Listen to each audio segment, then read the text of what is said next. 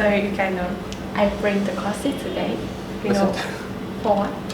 Because very marvelous. It's like you guys, like a couple and single. That's why.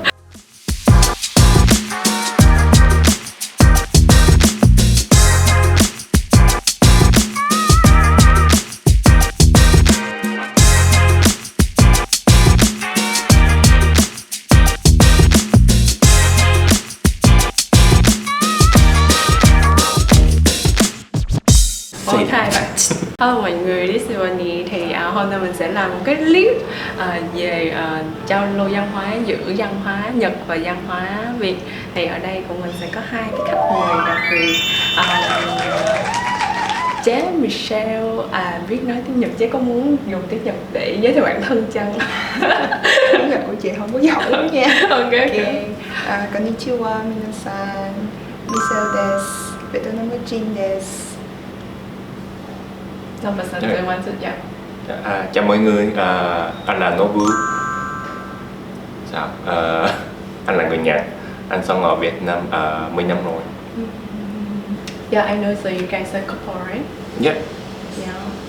And we will talk like I mean, say we will exchange the culture, a different culture between Vietnam and Japan. So I know you have been living in Vietnam for. Me, 10 years. She, 31. I was born here. Okay. I shouldn't say that, 31. So I know like there's a lot of difference between like Japan and Vietnam. So what is the first impression for you guys when you the first time like come to Japan or Vietnam? Me first. I don't have a lot of impression from the very first trip because it's a long time ago. But I still remember people are friendly, open-minded.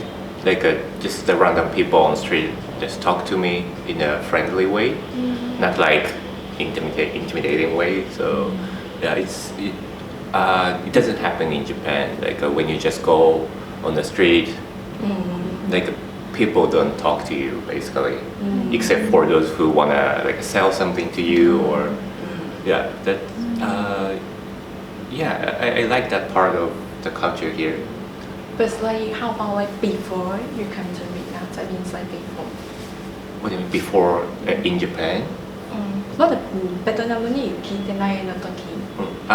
The impression about Vietnam. I didn't know much about the country. So have you ever heard about Vietnam, this word? Oh yeah, of course. I knew that Vietnam as a country, like just one of the countries in the world. But I didn't think, or I didn't learn about Vietnam before. And you never thought that one day you'll marry with a Vietnamese girl? Never. Yeah. Me too. I was so surprised when I know like Michelle married with the Japanese. Yeah. You didn't have any connection before, right? Yeah, I also don't have. I also haven't have any Japanese friends or even colleague. I don't have. So but the Japanese culture in Vietnam is quite popular also. So we should know the Japanese culture by manga, movies, some songs. But can you sing some? No, not yet. Okay. But to interact directly with Japanese and directly with Japanese culture, like traveling there, I have never thought about it until I met him. So because you know like Michelle's can we like like Michelle vibe tend to the Western people. So that's why I think like it's not about me, but the friends around you also quite shocked and surprised. One day when we informed us that she got married and it's like don't know once in Japanese. But why do you being shocked about that? It's not shock, but it's just like our common friend. So there's no common friends about a Japanese common friend around us, and also our college. And and I know you studied abroad in Switzerland before. Yeah. So that's why her background is like tend to the western side. Sure. And you also can speak Japanese, you know.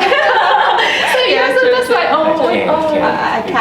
I can't speak Japanese. Yeah, true.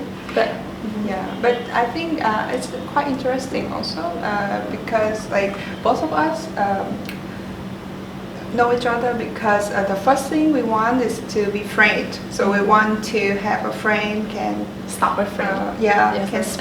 Can speak a same language like English, and then sharing some different culture. And for me, Japan is something new, and for him, Vietnamese culture is also something new. So I think that's why it's more interesting. And somehow we feel that English or one similar thing can bring people, connect to each other. But I must say, after the impression, so when you actually, so the first time you arrived South Noble countries like Japan and also like Vietnam. So what is the first impression after you come to the Vietnam? And so any like culture shock? Culture shock. I think like for the foreigners. So how cool. I don't know. I want to say a good thing, but I just come up with the darker side. Yeah, it's okay. It's okay. I will cut it anyway. Well, this is what I think the most one of the most thing I don't like here is that people don't wait. Like people don't make line when they're waiting for their turn to buy something, or at the airport they just try to. Yeah, get as close as possible to you, and like a guy behind me, almost like catching my back with his chest. So that's really uncomfortable. That's the thing that I don't like it here. The most and almost only thing that I don't like. Yeah, but otherwise I like most of the things here, the culture as well. Yeah. But do you get used to it already? Guess you used to that? I mean, like, do you get used to it already? I mean, like, here in general? I mean, it's like the uncomfortable things for you. So do you get used to it already? Well, I avoid that kind of places. Then when I know this convenience store are like full of that kind of type of people, then I avoid that place. Yeah, something like that. Or get to the airport a bit earlier than schedule or something like that. Yeah. So how about for you? So anything like about after you the culture shock about Japan? Culture shock about Japan. You have a lot. No? Do I? Do you? But I when I come to Japan, I love most of the things, but I think in the Japanese culture, between communication between people and people, is a bit different with how Vietnamese culture is. We are more warm, so we like to share something directly, and we tend to ask a lot of private questions because we think that those questions shows that private question is like where is your home? I didn't know that it's private question, right? Until he told me that the private question, ma. Where is your home? Is it near the company? Something like that. Something like that. For us, it's normal, right? So where is your home? Which district? How long does it take you to come to the company? Is it okay? Something like that. It never stops. Something like that for Vietnamese people is normal. I still ask some of my colleagues, something like that. But for Japanese culture, it's a private question. Actually, it's like you ask this kind of question for your, I mean, it's like the college. Yeah, colleague. Oh, Even colleague in Japanese is not always a good thing to ask, right? Yeah, they just say like, oh, how are you today? I'm good, thank you. And you? I'm good, thank you. And smile, stop. Yeah, so I feel a little bit like Japanese culture for making new friends is a little bit difficult to get closer to them first, but after you are their friend, then maybe it's very different. Like they would treat you in a totally different way of the. But how long it take? Oh my god, it's so long, huh? It's just like I don't know. You have experience, right? You also have experience in this. Like you try to make friends with people there, but I can say I think like I agree with you, Michelle. So it's just like we need to take a long time, like to get closer with like the other. But like in the end of the story, I mean like it's quite hard like to. I mean like we always think like there's the distance between people and people, and like for Vietnamese people, like I don't know like for the. And maybe I a little bit Chinese, so I mean like ask something like where's your home is quite like silly for me. For so you? It's not really? kind of polite for the Chinese people too. Okay. So but I mean like when we get closer, maybe we are friends in the like the office. So maybe you can ask something like that. But like the first time, I mean like the first time, so when you met someone. It's not really good question, like to make a good impression. Yeah.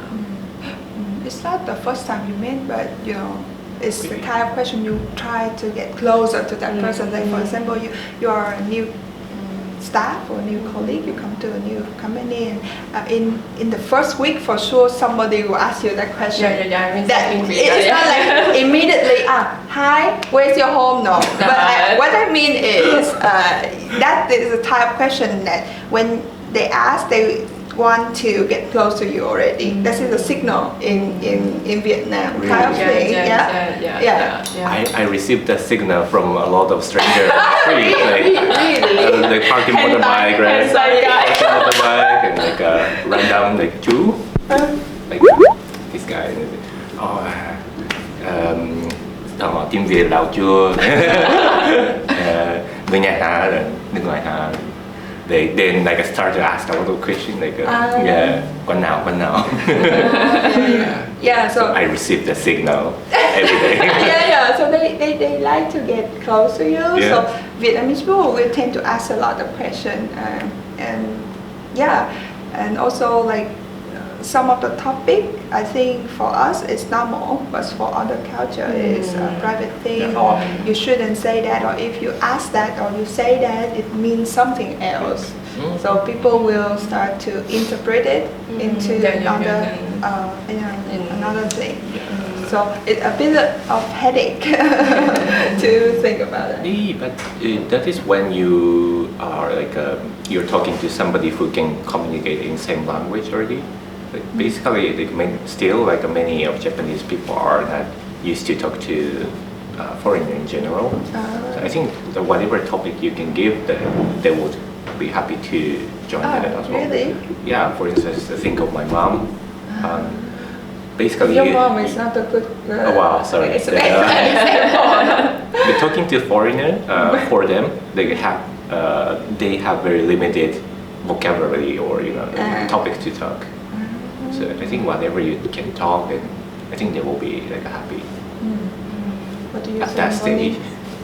So I think like the culture shock for me is like say you guys restaurant don't have the sushi. Where the sushi.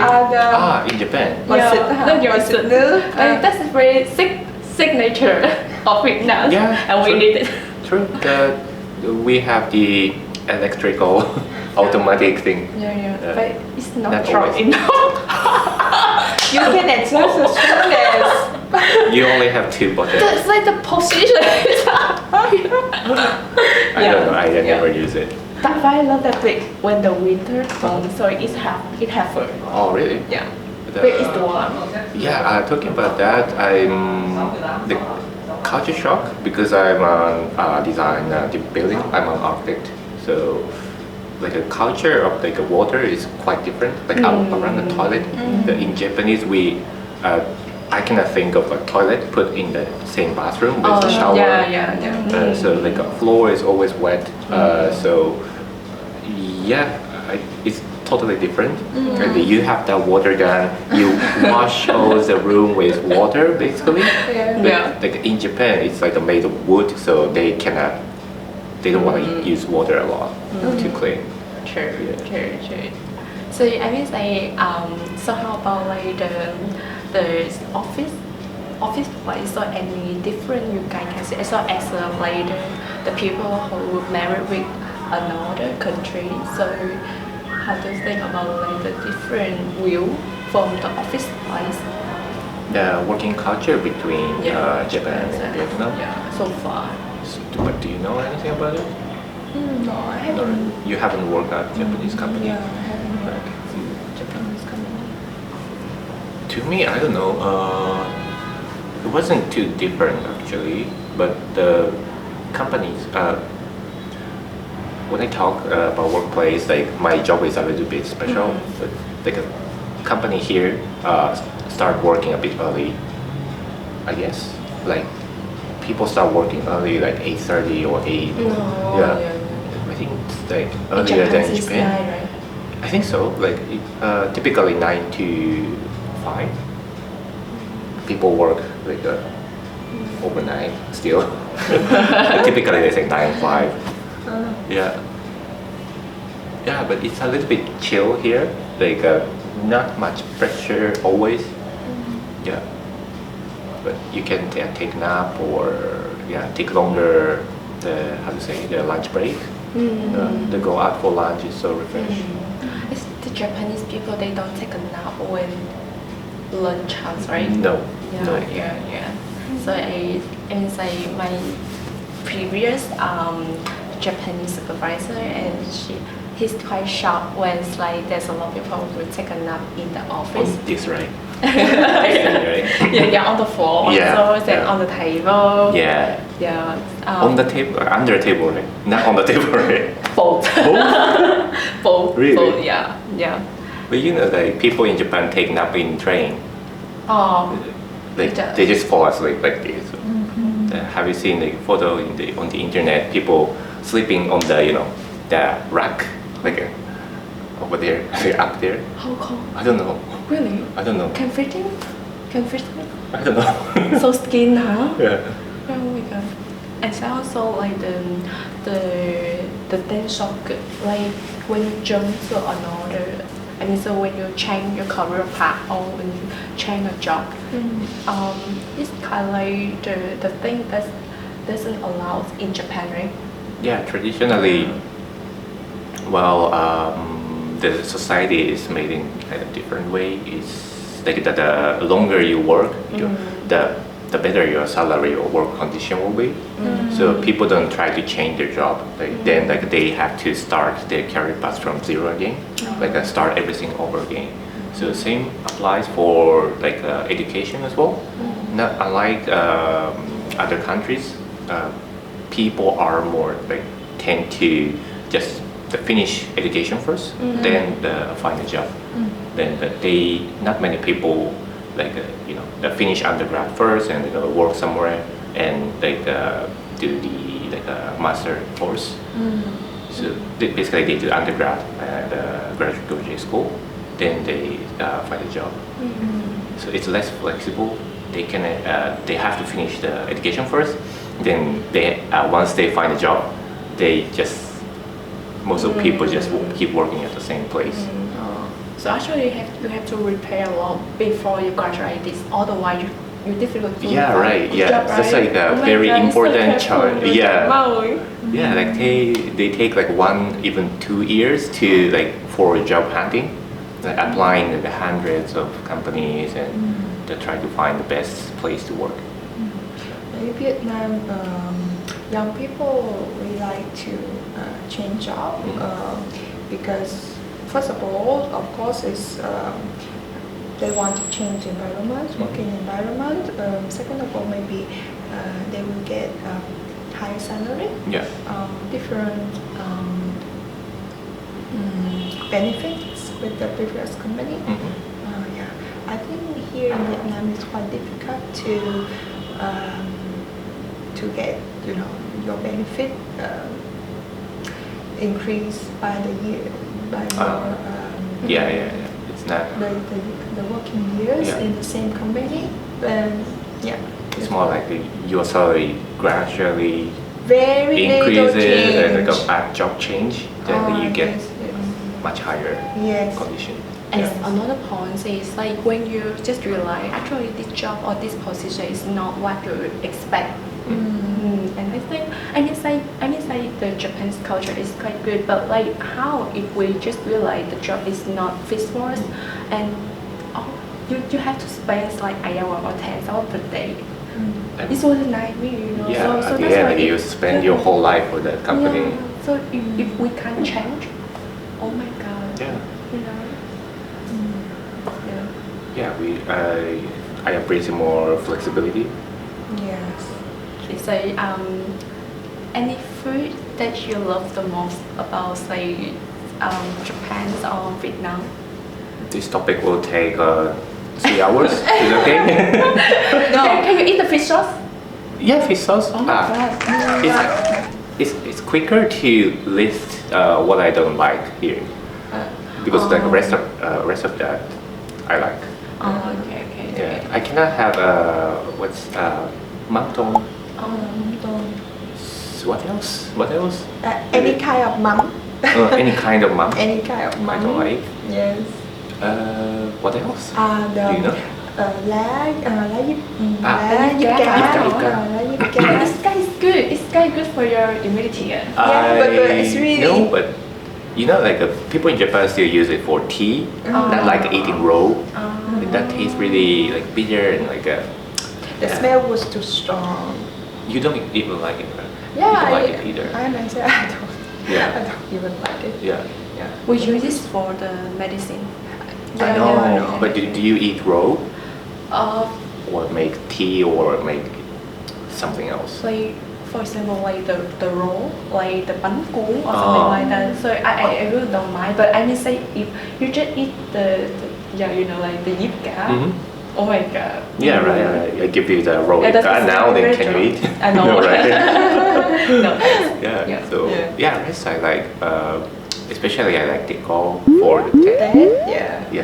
Tikko.